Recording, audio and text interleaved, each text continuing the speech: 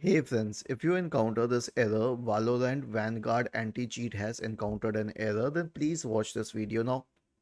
Before anything else, just right click on the start button, select settings, okay, and then go to the Windows Update tab and click on check for updates in the right pane or retry or whatever option you get.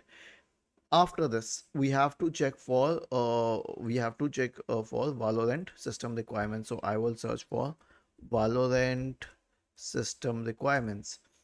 Okay, and then compare these system requirements with the requirements of your PC and don't think that these are going to be sufficient, because these are the minimum system requirements, because I say that you need at least an Intel i5 10 generation computer for this, or at least 9 generation. I haven't used 9 generation, but still RAM at least 6 GB, at least it should be 8 GB or more for smooth running.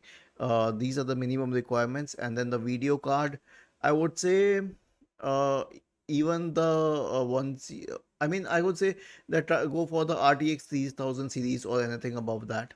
Okay. 2000 series is also fine, 2050 is also fine. And OS, it should be at least Windows 10. Don't go for Windows 7 or Windows 8.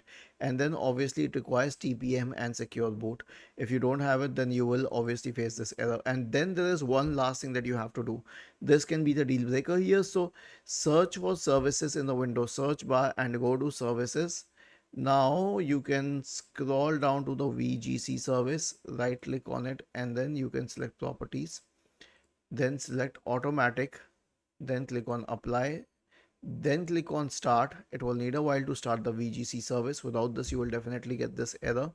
And once this is done, just click on OK and finish it off. So this will be the main solution.